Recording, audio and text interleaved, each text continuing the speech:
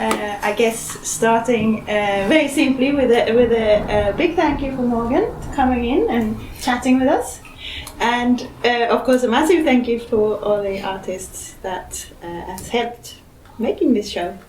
Hopefully a success. Sadly Laura can't be here today, so we will have to just keep her in our spirits. And yeah, where to start?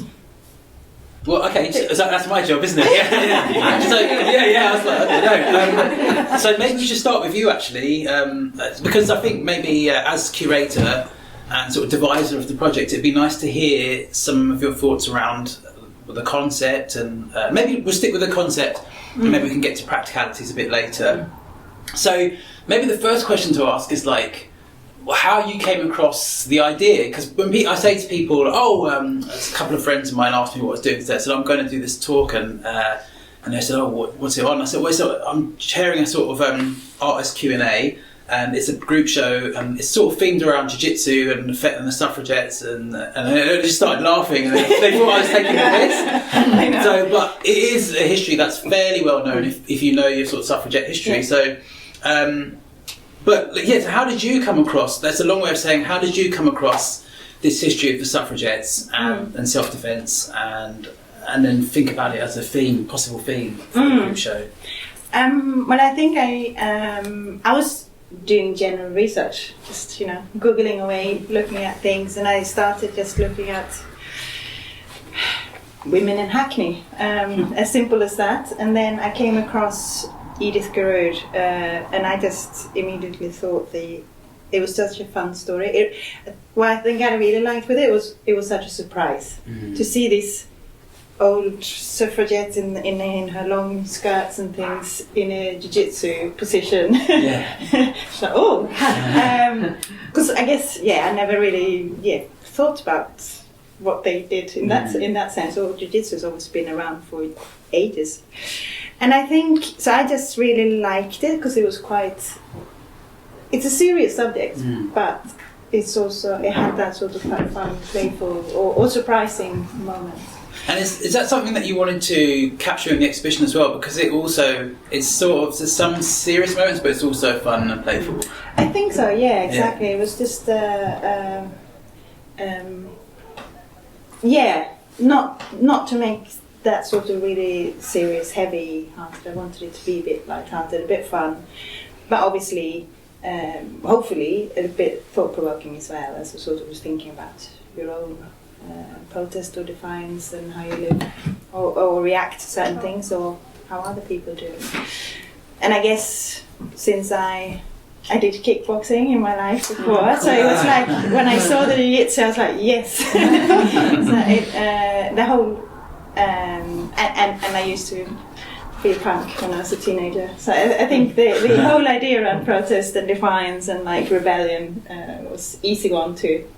Okay, so thinking about lightness literally, maybe that's a nice segue to talk to Hatty, because I feel somehow that your works are kind of physically, not necessarily conceptually, the lightest in the show. So you use that word fun. I'm all about fun. To sort of be a mask for much more serious things. It's a way of kind of selling the serious without being too po-faced about it. And I'm serious enough in life. I've got to have an outlet somewhere. And so that's very much what the work's about. Sense of self-defence, defiance. It's an interesting slip, defiance to defence. Self-defence and defiance through masking. In a more kind of conceptual way, and that was something that the defiance, sort of acts of resistance, what that means, all kinds of different acts, different types of resistance. That was very much what appealed about the show and felt a really kind of natural thing for me.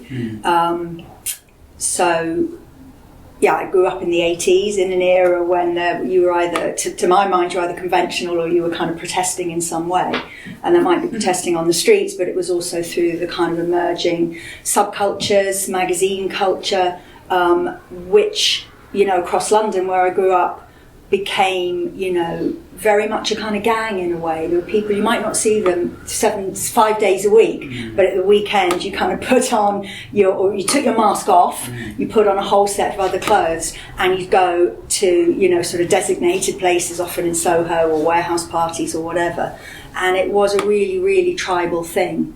So I started not specifically making work for this show, but thinking about my own work very much at the beginning of COVID, the lockdown, and kind of going back to those moments. And so Sophia's invitation with the Suffragettes and all of that really chimed with me. So everyone's work in this is new, right? Like everyone has the 2022 date on their pieces. So I guess like there's the theme of the show, and then there's also like the just COVID and lockdowns and isolation and things. So maybe we can talk to that as well. But can we just stick with the exhibitions for a little bit longer, and then we can sort of move into, if people are up for it, the trauma that was 2 years of like not being able to touch or talk to anyone. I'm not sure trauma is the word I'd use. I quite enjoyed it. I'm by nature, as it says in the thing. So I found it incredibly creative, despite the suffering that was going on. Anyway, that's good. Iain, yours is the most sort of diagrammatic in a way. I was thinking of that in relation to like jiu-jitsu, and the way some of if you get a jiu-jitsu book or you get a judo book, there's always these sort of frozen images. Dynamism frozen, and it's you're supposed to know the move from looking at like it broken into separate pieces. Yeah. So maybe could you talk about that? Did you take inspiration from that? Yeah. So a bit like Cecilia, I was sort of really struck by this image of these sort of women in this kind of garb flipping, policemen over their shoulders, and so that was in some ways, actually, the first thing I was like, how can I make myself part of this show? Because it was Suffragettes, and I was like, does this relate to me? Blah, blah, blah. So I had to kind of take up time to kind of like really get into it, and then I started thinking, actually going back to this idea of the Suffragitsu, and then the first thing I did was just look at those sort of diagrammatic sketches, and so it really is a kind of abstracted translation of one of those images. I mean, in many ways it's actually quite dumb. It's not being particularly clever in terms of its inception. It really is about me taking something, and through that process of sort of taking an image, making it 3D, that then also when you move around it kind of actually compresses again and becomes an image again. That's something that kind of runs through my work, that sense of translation and slippage. So that was kind of the sort of degenerative thing. But oftentimes I really don't. I have an idea in my head of how the work's going to be, but even when I finished, it's a surprise. I was like, oh wow, that looks really weird, because I'm working in these bits, and it's only really when it's actually up on the wall that it coalesces and it comes together, and then it is the work, and then I have that opportunity to sort of really kind of look at it. But that really often comes sometimes moments before the show opens. And Deborah, can I just ask you how you felt when how did you contact Deborah? I actually, Deborah I knew before. Oh, okay, I'm a jiu-jitsu expert. Are you? I'm the whole reason why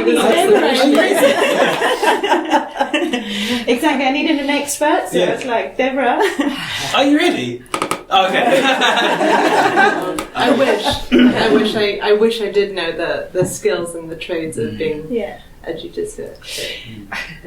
So I think so then I set about, okay, I'm going to do this show. I need some people, basically. And so I knew Deborah, Iain, and Laura's sadly not here today, but beforehand, and I thought that their work could fit really nicely.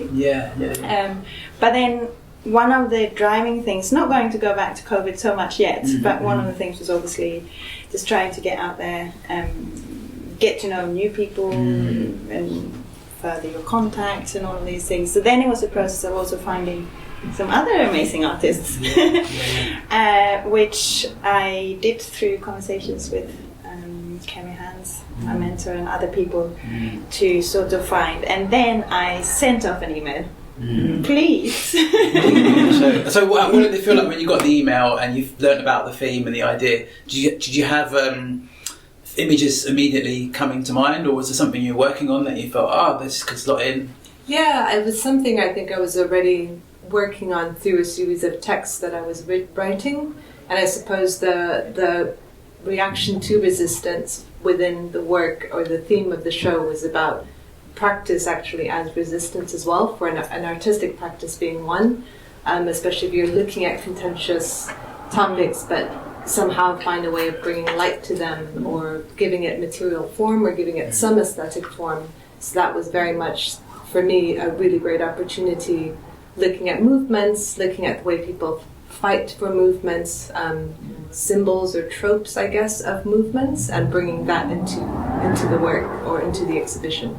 So could you talk about resistance, like particularly in reference to the work that you've done? Yeah, so a lot of the work that I have been doing is very much tapped into, I guess, ecological resistance, and it's specifically through the point of view of a sort of Mongolian perspective, where there's a lot of contentions behind mining, natural resources, and of course that not actually benefiting the country with which the resources are coming from. So a lot of the work has that direct line to question and probe. So a lot of the stuff that I do is about taking elements of that landscape or that culture and then bringing it to, I guess, a different context which people may not be familiar with. Can I just ask you a bit more about that, because I'm not so familiar with it either, and I think sometimes the sort of the predominant perspective on Mongolia that we get over here is a sort of nomadic, lots of dairy, and wrestlers, and so I was yeah, and I think there's definitely some truth to that being a kind of what you might understand about Mongolia, although I'm sure, as with many cultures, there's many nuances as well, like a contemporary Mongolian, woman in Ulaanbaatar might not be at all related to that. But I guess the conversations, at least, that come up in speaking to others, is that there are stories of nomadism and pastoralism that is slowly disappearing, because that lifestyle is sort of disappearing as well. And it's about learning a bit more about that as well for me, because I'm quite removed, so I'm trying to kind of go back in heritage and bring some of that out again. Yeah, that's great. All right, so Garth and Jillian, I feel almost like yours is the two that are kind of sort of most opaque in a way, from a sort of symbolic perspective, maybe. So Garth, yours is about codes. The end. Bye. And Jillian, I also feel yours is it's not about codes necessarily, but like it does feel like beyond the surface of the image there's something else. It's pointing to something else. Maybe could you just talk through your work and maybe in reference to resistance, and then I'll talk to you, Garth, about codes. Yeah. So I'm really interested in I'm just interested in so many things now. It was like I was going to say something really concise, but I'm not at all. But when when Cecilia asked me to be in this show, I happened to be moving studios. I tend to work with a muse, even though I do abstract paintings, because I find I need something to hold on to. I find it very unwieldy to just let myself loose in the studio. Becomes too directly personal, and I feel too exposing. So I like a way to create a sort of analogy, metaphor, or to find things in stories in other people's lives that I can connect to. And so this was an opportunity to start a new series, which I have. And I was thinking of it in terms of post-PTSD, this idea of, and I was thinking about Medusa and this idea of, when you have been through a trauma, what sort of scars do you carry, and how are they agitated, and how might they be hidden, and how might they be revealed, and how safe are you to reveal those things. And so I started looking at Medusa and thinking about her in the context of looking side on, which is why we get that sort of stream of geometric hair, I think of it, or braids. And this idea that Perseus didn't kill her, that she survived, and how would she reintegrate in society? How would she be then? So that was my starting point.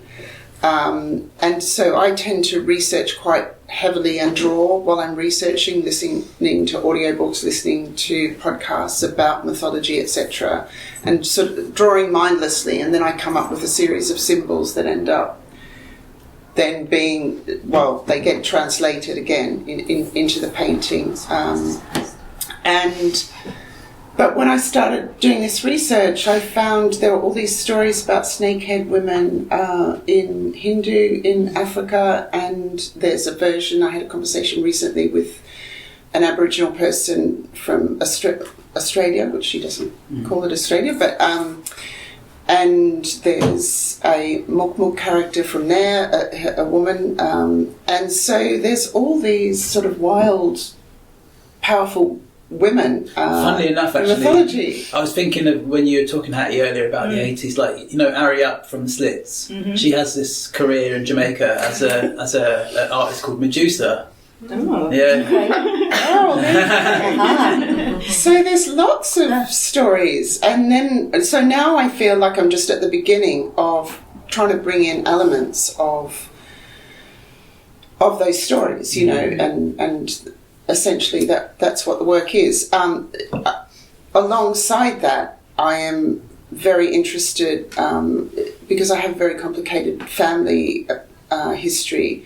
A lot of my work is exploring origins and lineage, and so to find the lineage of the myth is kind of my thing, and that's why I've sort of looked beyond Medusa.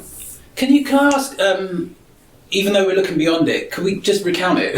Just because I was a bit surprised at the sort of prehistory before Perseus. I just assumed Medusa was this monster all the time. But there's a story before that, isn't there? Like, she did something and that was a kind of punishment, or... Yeah, so she was raped by Poseidon in Athena's, castle, whatever, her house. And Athena punished her for, sort of spoiling the purity of her abode. I mean, that in itself is interesting because mythology is written by men. So there's a very male perspective that if a woman was raped in your house and sort of soiled your house and was more beautiful than you, that you would punish her in some way, which is bullshit. I would think of all the women I've ever met. So there's also thinking about that, and also thinking about the snakes themselves, and snakes as which have come up in my work actually for a number of years. But women and snakes and Eve and change, it's a really big thing. It's interesting though, because I guess also she's become this face of female rage in a way. Or that's her most famous part, I guess. Well, she's connected with rage, don't you think? Like, she's sort of connected with the exactly. Well, that's rage, isn't it? She's connected with the hysteric and hysteria, exactly, and it's that sort of. I guess again, maybe because the stories are written mainly by men, it's like this, really ugly. And she's ugly because she's angry and because she has these snakes, and it's like you can't even look at her because then you stone, or you freeze to stone. Do you know why why the Medusa motif is used for Versace? Good question. I was trying to figure that out. What significance? Or maybe they were just as simple as, it's a nice icon, we'll use that. Yeah. She's fierce. That's fashion. It looks good. Just not think about it. So Garth, your work, I think, deals explicitly with codes, or sort of formalising poetically codes from sexual subculture. Do you want to expand on? Well, I thought it was quite. Again, yours was quite playful and funny. It had this two-sided thing to it. So maybe let's talk about the blocks first. And I think just to that two-sided. I'm from Blackpool, and I moved back there, and I set up a studio where there was no workspace for artists. So there's been this decade of defiance of placing something that seems displaced, and maybe nobody wants it, but some people culturally say they need it. So it's servicing the need of a minority group of creatives, whilst at the same time actively as an artist thinking around notions of feeling othered or marginalised, whilst also accepting that there's an irony there from someone like me saying that in my position in society. So there is playfulness there, there's obviously humility in the way that those materials or collaborations between bodies and materials come together. And then codification is kind of important and also nonsensical in the way that we look and explore visual language. So I guess I just create my own levels of rules of engagement on what terms I deem necessary or vital, as opposed to a direct historical response. I think I find it useful to look back, but then not to really try and then pay homage too much. So again, the irony of exploring acts of defiance, then you can't really over worry about complimenting something either, can you? If this is making any sense. So yeah, the blocks were around, they started in 2020 and they just become, I guess, vignettes of wider stories or narratives I'm trying to explore in my work, which are relationships or how we seek relationships between things in however we want to define a thing. And then the knees, in terms of 2020, there was, and obviously looking at queer history and cruising, there was that kind of marriage there between how something can take on multiple meanings or connotations. The act of kneeling in terms of political solidarity, the act of kneeling as a romantic gesture, or the act of kneeling for sexual pleasure, which culturally might be seen as deviant because it's non-normative, but actually it's also about trying to seek safe spaces to share love and desire and lust in that way. That's the yellow blouse. Okay.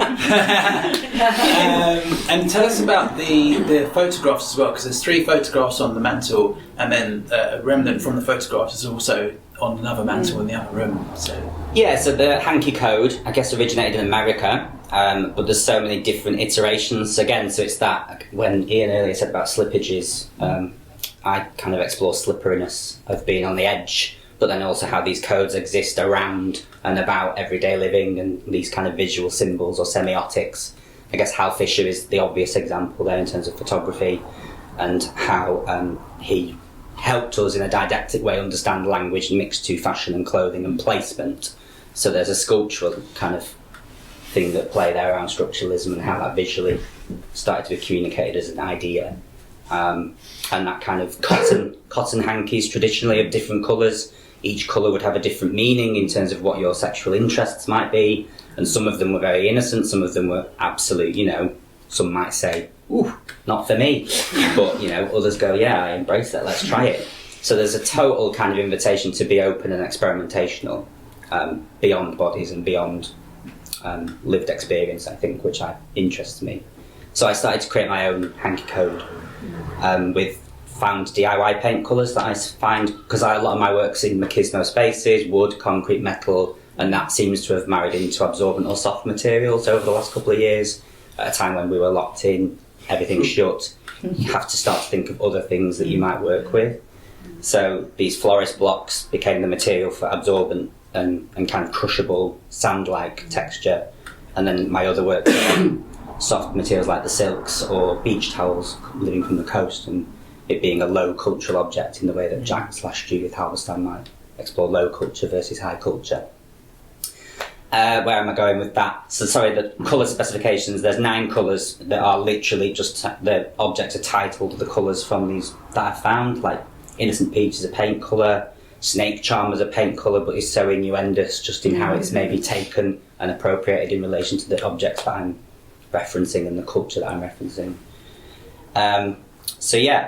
And then it was taken on a university site, so the body of work was called Camp-Us, because it was just on a university campus, and then I worked with groups of younger LGBTQIA plus people to navigate that space in a playful way, and then they became the documents of that collaboration with other people. Thank you. So how do people find it, creating work for a group show? Because I suppose one of the, like you're saying, Hattie, one of the benefits of like this past couple of years is that you've been able to sort of be in the interior and discovering your own ideas or exploring them. And then when you've then been invited to bring them out of like this sort of cocoon into the world, but not only that, but in the space with other people. Yeah. And then also in relation to a theme that you maybe haven't devised. How was that? Scary at first, but the nature of the process that Cecilia's taken us on has been great and very nurtured and supported. I mean, there's been a great degree of kind of mentoring, support from outside, both active as a group and then individually. So I think for me personally, the timing's been fantastic. Yeah. And I started saying, I don't like groups, I don't want to be part of the group. I think I probably said that on our first meeting. I certainly said it to Cecilia on an email. I was like, I don't know if I'll turn up for everything. And it's all these things, you embrace it with an open heart, hopefully. And it has been a really fantastic process, and I do feel it has been a really genuine collaboration when Cecilia's kind of herded us along. But it's been really enjoyable, and I think especially having some outside input, we've had sessions with Harold, I'm going to forget his name. Offay, thank you very much. Names are not my thing, faces I'm good with. Harold Offay.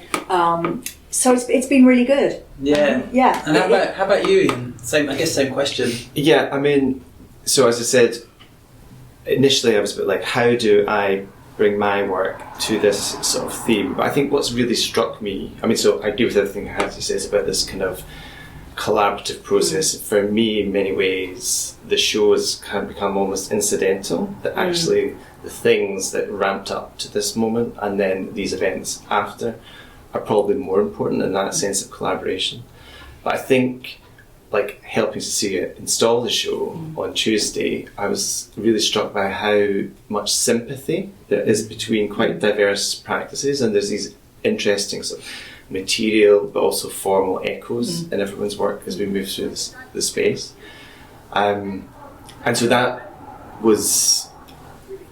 it's been really kind of satisfying, and I think maybe for me, really holding strongly onto this Suffragettes was like my kind of way in.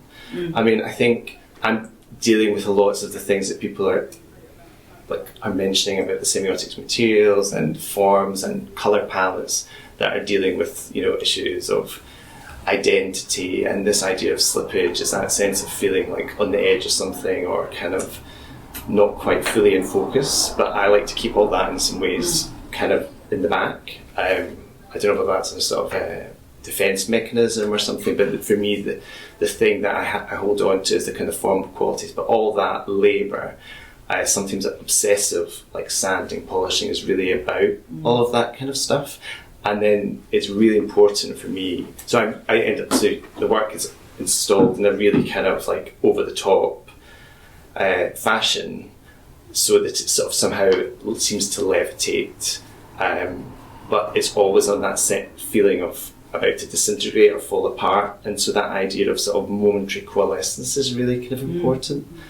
And things like that shattered aspect for me is like an echo of the Suffragettes smashing windows, and this could be almost like building blocks that they would have picked up to smash the windows, although they're in these kind of weird sort of candy colours that sort of almost take some of the danger of that away, but then in some ways maybe that is maybe a little bit more subversive because that danger is kind of hidden behind that sort of pretty facade.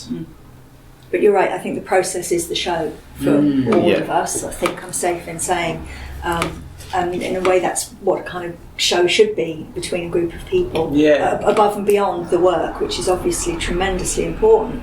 But it's the connections, it's the dialogues, it's how it's going to take you on and start to inform your next work in a positive way. That connection, I think, is just fundamentally important. Having said I enjoyed the headspace of COVID, I do also enjoy connection, and that's been really, and continues for the next month and beyond, to be hugely gratifying to be part of. Deborah, you sort of nodded affirmatively when Hatty was saying the process is the show. What could you talk about what that means for you? I mean, mine's fairly straightforward. I just said yes to Cecilia and just went along for the ride, basically. It's really straightforward. No, I would say it was a lot of the conversations between the peer sessions, which I found to be quite useful, because I was testing a couple of very different ideas before arriving to this one that I produced. including looking at, they used to stamp the vote for women on the coins, and we've actually got a coin shop just right next door. So there's a lot of different sort of threads, and then the sort of piece upstairs references the City of Gold, which is a fictional space. But gold and other types of metals would have been used to make money. And then money now sort of, I think the question of money has now also changing. That conversation is probably changing with crypto spaces, block, you know. So there's another layer of that which also adds to resourcing, questions of resources as well. But yeah, the process of that discussion and dialogue with Cecilia, exchanges with others have been really helpful just to kind of work that through, because sometimes they can be quite complex things that you don't actually know where to even begin. Yeah. And Cecilia, what's it been like for you? Because I know there's always a lot of pressure. It's like being actor-director. You're sort of like the Kenneth Branagh. That was a really awful... maybe not Kenneth Branagh. Who else is... Yeah, anyone's infinitely better than him. But, I mean, okay, no... If someone knows him, I mean, Karen Bloomsbury, aren't we? So someone's bound to know him. Walking past. We understand what you're saying. Yeah. So I think basically the key word from that is pressure. You were under some. How did it feel? And... or were you under some? Or what was the process like for you? Yeah, exactly. Are you still under some? Yeah. No, I think I think as a starting point, also obviously we got wonderful funding from the ACE Council or Arts Council in England funding and things. So part of that was really thinking through how is this going to work, and I think me as a person, I'm not that good at being a dictator, I don't think. So for me it was always really important to try and keep it as a collaborative thing. Also for me to learn things. I didn't want to come and just do this. It was like, it was important for me to develop and learn, and I saw the whole process, even the curating thing, as part of developing my own practice and understanding of things. I mean, there was time of a bit of pressure. And there has been some nervous breakdowns quite close. But I think because I guess anytime you set out with these things, you never know how it's going to end, and especially when there was also people who actually I've never met before. Yeah. I think I was extremely lucky that everyone's been really engaged and helpful and like supportive of each other. And because it could have been, if you're unlucky, suddenly you have one or two people, and it could have changed the whole dynamic of everything. So it was good. Jillian, so let me ask you then what it was like preparing for a group show, because I guess sometimes. I mean, I suppose I sort of have a bit of a mixed feelings about group shows sometimes. You know, there's a certain amount of distortion that can take place in relation to your own work. It's nice a solo show because each of the works doesn't have to have this pressure of like. I borrowed that turn of phrase, the burden of representation, like because it can be spread across lots of different work. But when it's a group show, it's like that burden has to be spread across the theme and what other people are sort of articulating in relation to the theme. So was that something that you were thinking of also? Did you find that other people's work took some pressure off you in relation to thinking about the theme, or were you just expressing? No, I thought, well, two things. So I'm going to start with the most miserable one, which is I found the whole process... because you're specifically thinking about, you know, in your words, Cecilia, can we be our own bodyguard? And looking at sort of global violence and violence specifically against women, and the situations that came up within the Metropolitan Police, and it sort of, I don't know, it upped the volume of all those things for me, and I found that just so profoundly distressing, and thinking about, well, in a way we can't. We actually do need shifts with everybody in society, not just ourselves. And I had this little incident on the, probably a regular incident for me, on the tube where I asked this man to stand up for a woman who an elderly woman who was near him. And I do find young men and other women often stand up for people who needed a seat on the tube, whatever. Anyway, he had a go at me, and normally my husband would not say anything, go, oh, you can look after yourself. And he actually said something, and I think that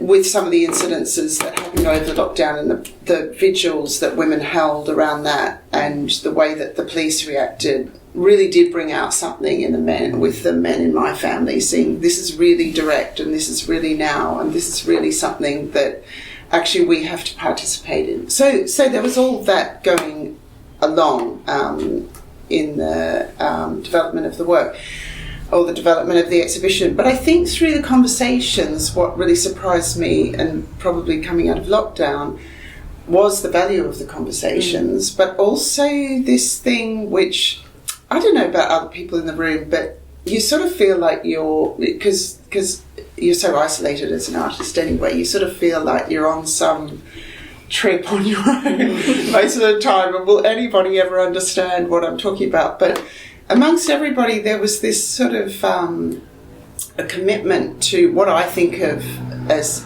an idealism in minimalism and the tropes of minimalism and modernism, but wanting to bring in the body and wanting to bring in experience and wanting to bring in, well, for me, probably landscape and probably for you as well, but all sorts of different relationships into something quite hopeful. And for me, that is about sort of taking either God or a reference to something godlike out of the situation, bringing it to much more about people. So making those, realising actually we're all doing something similar. Yeah. I thought, oh, I'm not unique after all. But I thought just you. Yeah. No, I thought that was great. I thought that was really great. Yeah. And Garth, what about you? Did some of the burden for addressing the theme, was it taken up by other artists? I think particularly if you're not the curator, because I curate a lot of shows as well, so it was very nice for me to switch off and just think as an artist. So the invitation was I'm very humbled by that invitation as one in a million chance, rather than you always being asked to lead something where you live. So yeah, it was a nice way of shrugging off and finding that formal frolic within the work again, and not worrying too much around control or owning the space solely. And most of my work in the last year has been funding collaborations with other artists, so a very one-to-one dialogue and accepting slipperiness of your work in relation to others and finding some common ground or new threads in that sense. I think I've deviated from what you just asked me to respond to there, sorry. What was the original question? No, all these questions are just provocations to get you to talk, really. the questions themselves don't carry that much value, so just you can as long as you're talking, they're doing their job. I think it was just that question of like when you're making work and it's going to be sitting in relation to other people's pieces, did that make you feel less pressure because you're like, well, I've got some freedom to be more oblique and more cryptic because someone's going to be more direct, or it's like the sort of milieu that you're within does things. Yeah, and I've got strands to my work where I'm really mindful of work that doesn't work in a collaborative context. Right. There's ideas that will exist one day in a space when it comes together in the right time, space, money equation, because you wouldn't do the big things for the price that you're currently able to manage or afford through Arts Council investment, which is great, but then it's also how it develops into the bigger money and the bigger, I guess, visibility for any artist. But yeah, I think the blocks particularly are very much around understanding that they can come and go, and they can add a narrative or a discourse that conflicts or collaborates with what it's in proximity to.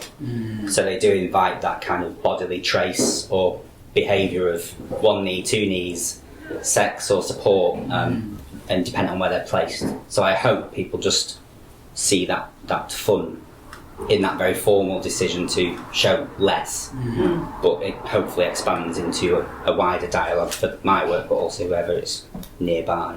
Cecilia, I'd like to ask you that question about context, but not necessarily in relation to the group show, but in relation to the location. What does Bloomsbury? Did Bloomsbury have some sort of bearing on this project? I think, well, to be honest, I don't know Bloomsbury that well. I was, as we all were, locked back in Hackney for 2 years, and then during the autumn, that's when we got the space upstairs. But also I moved in here in a studio. So during this half a year, I started to learn much more about Bloomsbury, and I think it is a quite interesting and quite fitting location in some ways, because obviously there's the British Museum and all these things, but it's not West London, it's not Chelsea, it has this character with it that is a little bit, maybe not on edge, but it's a little bit not so... It's not established. It's not established, yeah. And then obviously we're having another talk in a couple of weeks. We're looking more at the area or the context, and a sort of inside-outsider, because there was obviously the Bloomsbury group who were part of society, but they obviously lived a very unconventional setup, and I think lots of the suffragettes were in the area, so it's all these layers of things or historical context that I think fitted in nicely. I mean, in the end of the day, yes, we got a space, so we had to. I was just going to say, I think the domestic nature of the space, I feel like it has influenced the work. You know, it's not a big, white cube, masculine, bombastic, typical art space. Certainly for me, that was a real positive. I love seeing work in a much more intimate domestic setting rather than that kind of construct of the white cube gallery, which has very specific kind of connotations, and for me, very specific male connotations. So that was a real appeal. And I do feel the work's intimate, talks about quite intimate things on an intimate scale, and that makes it more interesting. And I think for me as well, I feel a little bit, or that's how I was thinking about when I started to know more of what everyone was doing a bit. It's almost like it's a little collection of characters up there, aren't they? They're not actually suffragettes, but they're little, and they're having this, hopefully quite theatrical in some ways, like a little dialogue. They're plotting the next move. I don't know. All right. Well, that's a good. I wanted. Oh yeah, go on. Yeah, no, I was just going to say, just from what you were saying, Hattie, about the environment, I actually consciously was thinking about context. Context is everything, apparently. It's certainly very important to me, and so I was literally taking photographs of the space that my painting was destined for, because I said I just wanted to do one larger painting. I normally work quite small, and so I was taking photographs of all the little wires and pipes and all that sort of stuff in the room. And then ended up leaving, and just over the next few days thought, of course, it's doors, it's doorways. There's doorways everywhere. There's multiple doorways. And then I ended up creating a piece that was around the physical dimensions of my actual front door. So I was very influenced by the architecture of the space. I mean, I just want to say one thing about the location. For me, it's something that's kind of come through being in the space and having the group tutorials at the back, etc. But there's a certain sense of aptness for this space and its proximity to, for me, the British Museum. It seemed to me like the kind of place where suffragettes might have a meeting right under the nose of establishment. It's that idea of carving out little spaces where you can be safe and occupy some territory in a way and challenge those things. And I think the context, you're upstairs in that space and you look out the window and the British Museum is right there, and it's kind of impossible, and I think actually lends so much to the show in a way, which was kind of a surprise. And then I think, well, why should it be a surprise? But I think it really is a kind of an important counterpoint to the show, the theme of the show, and then also the work that we've all made in a sort of way, whether that's come into the work in a really sort of direct way or just almost like osmosis that's kind of seeped into what we've been saying, what we've been thinking and making. I know it's been kind of important for me. Okay, well, I think that's maybe a good place to open up to the audience to see if anyone has any. I've got some more, but does anyone have any questions or observations? So you guys didn't know each other before? Some of Some us of did. us, yeah. But we didn't all know. We didn't all I didn't know. know anybody. And how did you kind of get the group to interact and become you seem like a really cohesive, collaborative group who've really been supportive of each other and helpful to each other. You did a good job, Cecilia. Tried. Did you just have meetings or? Yeah, we had like exactly. No, the only one on Zoom was actually Garth. Oh, okay. Yeah. Garth was in off the in little his spots. With a different hat. They were like, No, so we decided, as part of the planning for the show, I decided to try and do 3 sessions that just to come together, and especially the first one was very much just say hi to each other and talk about the theme, hearing what anyone's thoughts were and so on. And then obviously the next one, we started, everyone had a little bit more work or thoughts what they maybe wanted to do, and we were like, just talking around it, and anyone who had questions or thoughts, or well, maybe this, or what about my, so I tried to be quite open, just nice conversation, and then the third one, as I said, we had Rodrigues to come in, and crit is probably the wrong word, but he had a little Supportive. and then I think because we did meet up on this as this, I guess then we got to know each other, and then it was much easier to also just calling or texting or anything. It was like became quite. I think it's something. Sorry. Also, you were all a little bit older. We're not fresh out of art school. I think we all take the art thing quite seriously, and if we commit to something, I know certainly for myself, and certainly the energy I get from everybody else, if we say we're going to do something, and I think you asked us of that as well, subtly. By committing to a 4 to 5 month process, and with some meter, you're very kind of clear up front. This is what I'm going to be wanting from you. This is the kind of timeline. So if you want to say yes, and that was great, albeit wobbles at first. You then were like, okay, I've said yes. This is what I'm doing. So it was a grown-up process with grown-up people. Putting lots of energy in. It has been challenging. All the way through. But that's great. That's what you want. Why do you want to be part of something that's just I run a bit of work off and boom? Yeah. That's really not what I want from what I do in the studio, and I want to be challenged, and this has been in the best sense challenged but supported along. So I think that's the thing that's come up through the discussion about the work and the discussion about working as a group is this idea of safe spaces. But I was actually curious about yours, Deborah, because you've got this sort of space to yourself. Did you have what's your sense of safe space in the work amongst the group? Gosh, Jillian. Well, I made a render. So I took the dimensions and I made like a CAD rendering of the room. And I'm not even sure why I did that now. Because I knew that there was the room I was working with, and then I still decided to render it in 3D. I don't know what that means, but I guess probably it was allocated there because the original thought for that was the work would be this sort of bunker space in a post-nuclear environment, which is slightly shifted because I've chosen one of the other fictional works, but I think that's where I think that origination of allocation of place had been. But it's nice. I quite liked it. I quite like opening night. Everyone was just awkwardly kind of standing against the wall having the conversation, and I think someone even kicked the piece, and then the stones were like rolling down. So there's a real sense of entering your world, which I like. So that's been quite nice because it's, I guess, much more, it's probably not apparent without the text at hand, but it is more about a futuristic kind of scenario and place. So.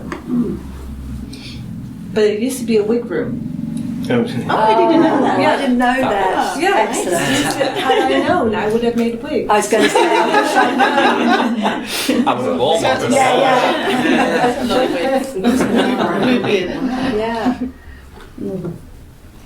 Yeah, the property's dated 1701, I learnt. This property. This property is 1701, so it's really, I can't, we'll learn in a few weeks' time when Bloomsbury really kind of sprung up, but I think 1701 is really early for this area. Yeah. So this street... But it was re-facaded when they built, because they weren't fancy Georgian houses. And then when they found the site for the British Museum, so that's why we've got this kind of stucco facade that runs down, because they needed something that matched the grandeur of the coming British Museum.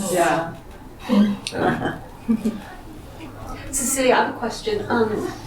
The decision to make it not just all women, did you think about that, or did that never even come up? And no, it did come up. So I'd love to hear your thinking about that. I even had an initial idea that I'm really glad I didn't go for, because it would have been a nightmare. I even thought about, because the suffragette bodyguard unit was 30. First I thought 30. You have 30 females. Oh my goodness. That's not going to work. Okay, let's not do that. No, let's not. But then, no, I think the more I thought about it, the more I felt less. I find it, I don't know, boring is the wrong word. I think I don't want, I think even say, of course I'm like a staunch feminist and all of that, but I don't like this sort of grouping into different sexes and I think in the end of the day we are people of all sorts of various descriptions, and I think that it's much more interesting to when it's a mixture of like definitely. I don't know. Well, also the questions. suffragettes stood for integration, so to segregate a group would be a bit so I think it fluctuated. It came into my brain and then I got rid of it quite quickly. I think it invites more of a wider discourse around allyship, which is far more important in the world we live in. Or an intersectional approach, using the modern terminology. Yeah. What is it? Intersectional. Oh, it's an intersectional sounds feminist. Like it's an intersectional feminist approach. It's a weird way. I prefer allyship though. Somehow, because the intersectional thing, it's a legal term. You know, like when you go back to the history, that it was this lawyer called Kimberly Crenshaw. It was about a case. And somehow it just feels, it was about a case, and she was arguing something that this particular person she was representing, I can't remember it exactly, but it's called, I can't remember it now. I can't remember it now, but it's available just as a PDF. And she's trying to prove a point that a form of discrimination affects people. Like it's a compound thing. It's not just you have one identity category which affects you this way, but you can have several that all come together and mean that you're oppressed in many different ways at the same time. But sometimes I think like if it's taken sort of abstracted from that text and it's just circulated, it can be kind of cold. And it's like a kind of exclusive. But allyship feels a bit more like we're together, you know. It's like intersected within the letterings. Is there, but I think allyship isn't about an approach and an awareness and a mindfulness on behalf of everybody that identifies in whatever form. But the intersectional thing, the intersectional thing has come to mean, or trying to ally everybody together who disagrees with that kind of male top-down elitism, and that's how it's sort of being used. I agree with you, it's a really clumsy word, but it's trying to form some kind of traction around that idea that we're all fighting the same thing, we're all fighting the same elitism, we're all fighting the same power bases, so let's not fight each other. We can sit in a room, all different sexes, different gender identities, whatever, and still be allies.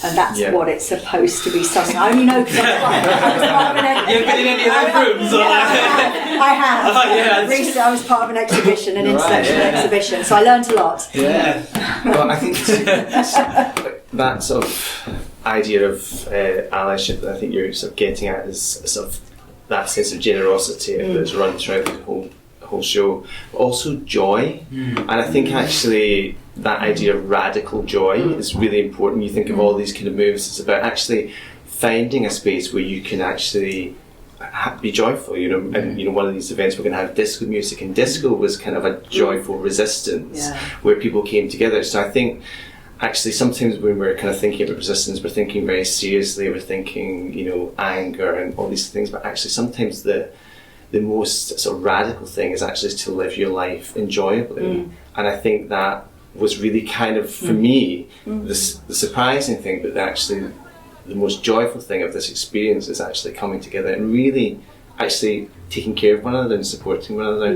When sometimes people were feeling difficult about the work, they weren't sure where it was going, and we were there to kind of support. And you know, sometimes it's just saying things out loud really helps. But actually, I mean, I've never been in a subgroup show experience like this. Normally you just rock up and you sort of fight over which wall you're in, and it's like da da da da.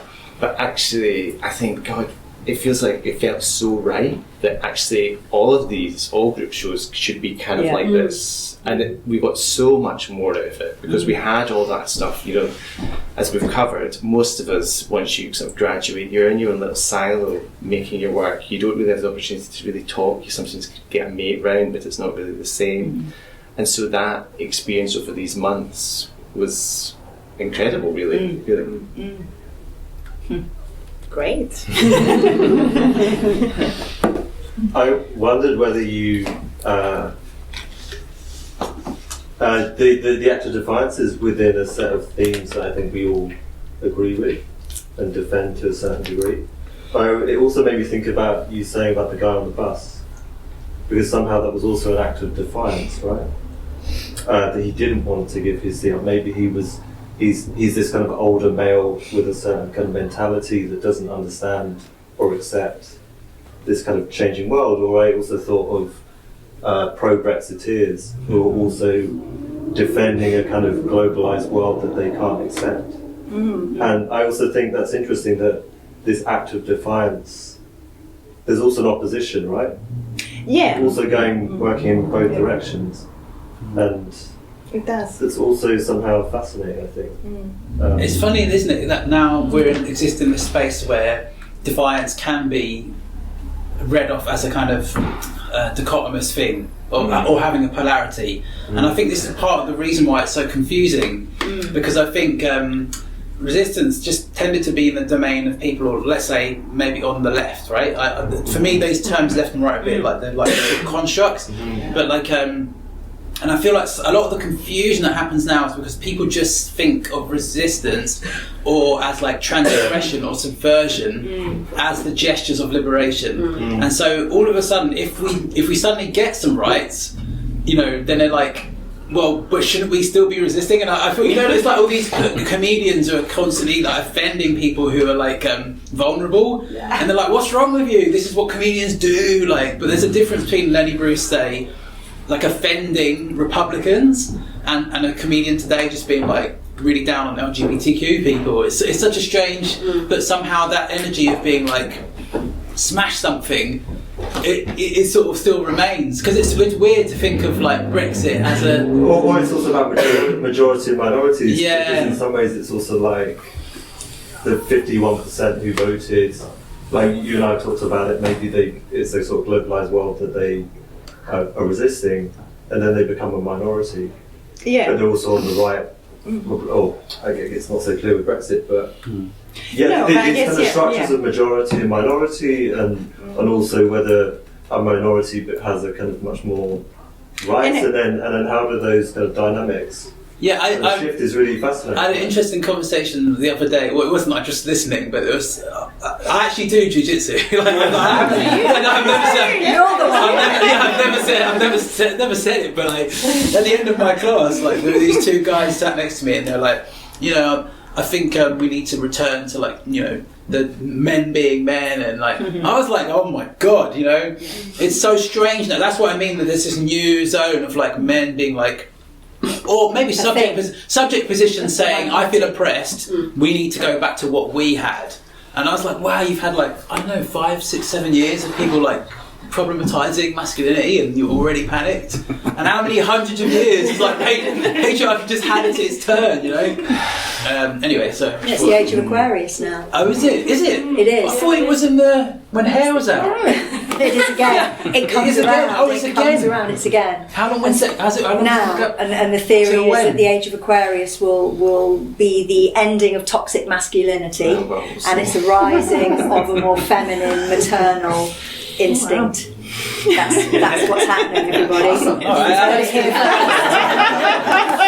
I'll join. We'll meet you back here in 2 years. Exactly. Sorry, just my usual light-hearted. So when's the age of Aquarius meant to end? It began with this new moon.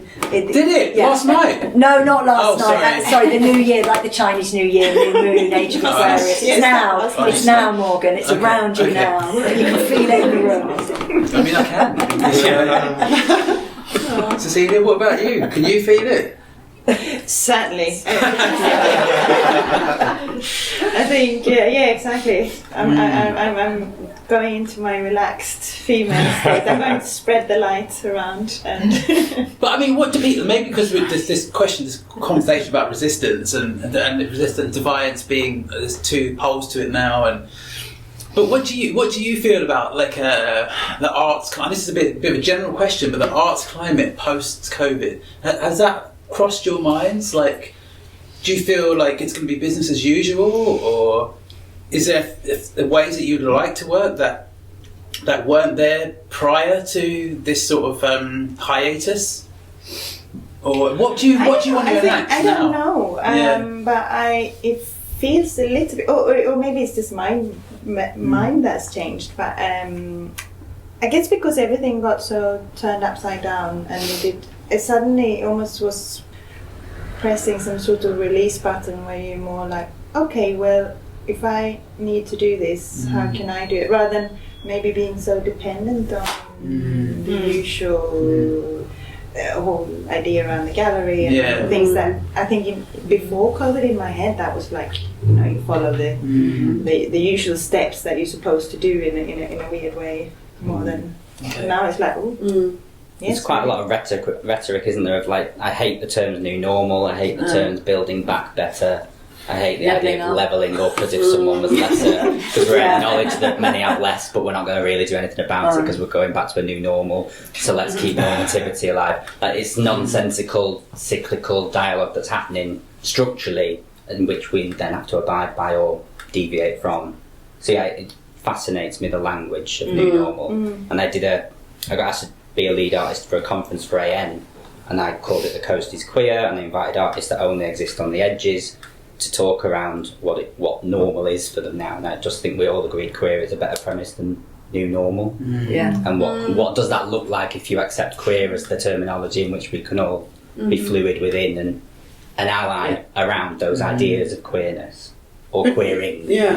Which isn't just about sexuality. I'm quite happy to discuss it in its dictionary with Keely Renard as well. It's not just about who's touching who. Though you strike upon something that I find that I'm often preoccupied with is the question of the structure, for instance. So I was one of the few people over 30 at the Black Lives Matter march, and things like that. I worry of things being sort of just passing fashions, and same with ideas about sort of wider notions of gender or less siloed ideas of gender, so that's my issue. I want to see different people in more powerful positions, and then I'll believe. But in the meantime, in more powerful positions, not just reenacting the same old once they get into that position, which I think is just a trap often, isn't it? You're not just kind of going to buy into the system and be a different person in that same system. I'm assuming that's kind of what you're saying, that that's a whole other topic for a whole other exhibition. There's two writers at the moment that I am slowly trying to fully understand, because they are dense for my tiny brain from Blackpool. But David Getzi and William J. Simmons, and they both write about queer formalism, queer minimalism, and the idea of reading into it is something that they coin as a term. And there's something around globally what's happening now of how communities are being fed information, and therefore the tradition of reading into something which is around miscommunication, misinformation, propaganda, whereas they take it within a queer dialogue around reading into it is necessary because it's about looking deeper, looking beyond that facade or that structure, and breaking it apart a bit and making your own decisions, which then informs some narrative as to how you might deviate to create a better system of support. Yeah, I think that's the point for me, making your own decisions, you know, so the existential moment we've all been through, the reason I said, I maybe said enjoyed, I didn't quite mean enjoyed, but I found it incredibly insightful because I just had time out without all the noise of the world to make my decisions about my life. And then, you know, moving forward, it's, you know, my form of protest is, well, you stick to that. Things may come, offers may come. It's like, no, that's not right for me. That's not the system I buy into. You know, my way of doing things has always been about personal resistance in a you know, quiet way, but that's meaningful for me. So I see things within the art world, you know, a lot of good endeavours, but then I see them really quickly disappearing. You know, many gallerists I spoke to, they loved the fact of not travelling to all the art fairs. They reconnected with their collectors. It became, you know, what they went into the art world for, and then they're back on the trail again of the trade shows. And, you know, that's a shame and it's a sadness. And I wish some of them had kind of just stuck to their guns a little bit more. But so that's my way of responding to what's happened. It's kind of reaffirmed a lot of the youthful beliefs you had when you didn't have so many responsibilities and commitments, and saying, actually, I can be like that again now if I want to be. I was going to ask if any of you, I'm not in the visual art world, but have noticed since the lockdown where people began to make their own work at home. And if I'm a bit more in the participatory world, so much just happened in people's living rooms and with whatever bits of fabric or whatever they had, and people were, you know, organisations, maybe the British Museum or smaller arts organisations were sending packets around of materials, and I just wondered if any of you think that through that there has been any kind of dismantling of sort of hierarchical structures of who can make art, and it has to be in a gallery, like you're saying, Hattie, it's in a house, it's great, it takes away some of the norms that we've been used to, which alienate people from the art world. And I just wondered if any of you seen any dismantling because people were invited to realise that what you make at home, Grayson's art on telly, you know, make it at home. And did it take away? Do you think it's taken anything away in terms of formality? I think that definitely happened for me. So in my experience, I guess I missed the conversations, and I'd been writing about art for a few years and was never quite comfortable with how I was doing it. So I shifted to interviews, and then that wasn't quite it. And then I ended up starting a podcast that I tried this format in my writing for a year prior to the podcast. And once it was locked down, I thought, okay, there's no excuse anymore to not do it. But what I found quite quickly after the end of lockdown was that these very informal podcasts are very popular and they're very accepted, and then they've moved into the critique of needing to be like, a radio format, which, oh my God, the amount of editing that requires, the early hours of the morning, you can't, then it's not sustainable. And then you've got to shift it into something that has celebrities on it so that you can get advertising funding. And you think, shit, something opened up for a very small amount of time and it's closed down. But I'm sure people have other experiences. I would say no. I think probably more people created for themselves. Absolutely. In terms of like the structures of the art world, I mean, it's part of keeping the show on the road. I do some freelance tech work for blue chip galleries, and speaking to people who work there was like a pause. Everyone held their breath, and then they just started selling work online. And all these really rich people couldn't go on holiday, so they had nothing to do, so they were buying work. So there was a blip, and then they just rolled on. So in terms of actually the structures, I would say there's been very little change. I think maybe more people have been doing work for themselves. I mean, the reality is most artwork will never be seen. I mean, I went to the Slade, and one of my teachers was Philippa Barlow, and she has quite an interesting video, and she just talks about that thing that really fascinates her, that the majority of the work is never seen.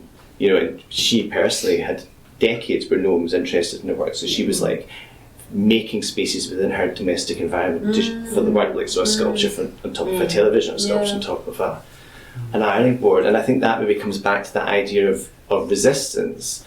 You're in many ways, you kind of have to just kind of do it for yourself. I know that seems maybe feels like a cop out, but for me, like everything, that's the core. Making the work, this generous act that we've managed to do together, that's the core. All this stuff up here is very, very difficult for people like us to change that. But what we can change is how we affect the people who we kind of come in contact with. And maybe through those changes, that maybe makes someone else think about working in a different way, and then that can build that way.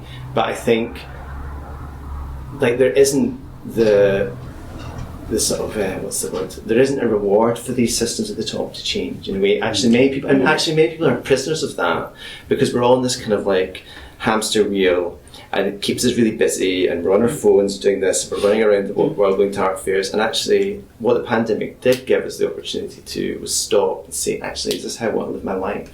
You know, and some people decided, actually, well, I'm not going to like, you know, I'm not going to do that. Hourly paid teaching at university. I'm going to focus on my practice, because actually that's a really toxic relationship I have with the university, and that's because the way creative education is being funded. And so it's that I think there was a wake up, and maybe we aren't feeling the results of that yet.